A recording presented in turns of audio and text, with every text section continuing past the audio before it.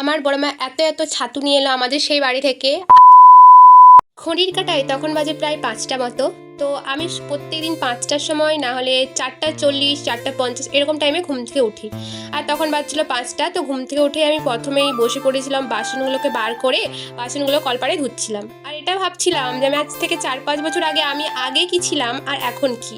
মানে মানুষ বড় হওয়ার সাথে সাথে সব কিছু বুঝতে পারে যে কখন কি করতে হবে আর কখন কি করতে হবে না। বয়সের সাথে সাথে জীবনে কি করব না করব সব কিছু বদলে যায়।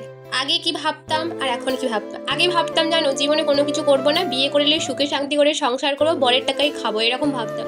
কিন্তু এখন মনে হয় যে নিজে যতক্ষণ না ইনকাম না করি বিয়ে করা তো যাবেই না।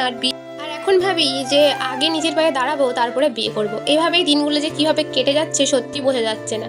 আমি বাড়ি এসে খাই আর খেয়ে নিয়ে পড়াতে গেছিলাম। আর এই অঙ্কুশটা এত বদমাস না, মানে প্রত্যেকদিন না বকি এত তাও পড়া যাচ্ছিলাম। এই ওর মাত্র পরীক্ষা শেষ হলো, সেজন্য নতুন পড়া দেবো, সেজন্য আজকে তেমন আর বেশিক্ষণ পড়াইনি। নতুন পড়া সব দিয়ে বাড়ি আসি। আর বাড়ি এসে দেখি বড় মা এত ছাতু এনেছে।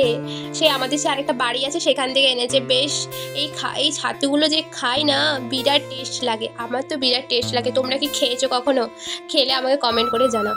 তারপরে আসছিল ঘুগনি আর ফুচকাও ছিল সাথে। ফুচকা খেয়ে তারপরে ঘুগনি খেতে বসে পড়লাম। আর আমি আর ভাই ঝগড়া হবে না এমন কোনো কথাই নেই। আমি আমার ভাই প্রত্যেক দিন ঝগড়া হয়, প্রত্যেক দিন খাবারে নিয়ে ঝগড়া হয়। তাও মা যদি ওকে একটু বেশি দিয়ে দেয় তখন আমার একটু হিংসা হয়, আমাকে যদি একটু বেশি দিয়ে দেয় তখন ওর হিংসা হয়।